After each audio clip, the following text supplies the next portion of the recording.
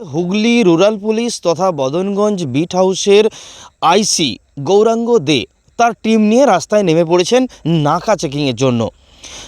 হেলমেটবিহীন গাড়ির চালক, driving licence বা চলন্ত গাড়িতে কেউ যদি মোবাইল ফোন ব্যবহার করছেন কি না, বা গাড়ির মধ্যে কোনো মাদক জাতীয় দ্রব্য আছে কি নেই, সব দিক চিরুনি তল্লাশি করে খতিয়ে দেখছেন এবং প্রতিটা গাড়িকে, 2 চাকা, 4 চাকা, ট্রাক্টর, লরি, সমস্ত রকমের গাড়িকে তাদের চেকিংয়ের আওতায় রেখেছেন।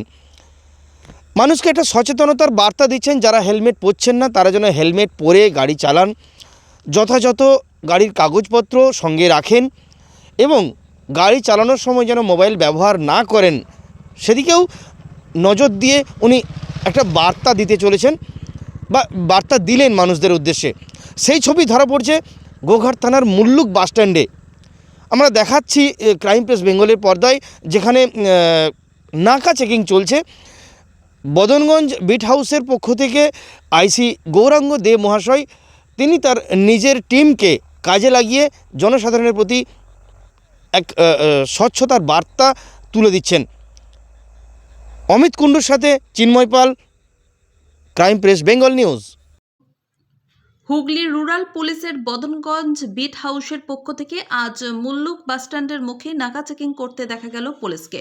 2 চাকা, 3 চাকা, 4 চাকা লরি এবং ট্রাক্টর সব গাড়িতেই ভালোভাবে চিরুনি তল্লাশি করা হচ্ছে।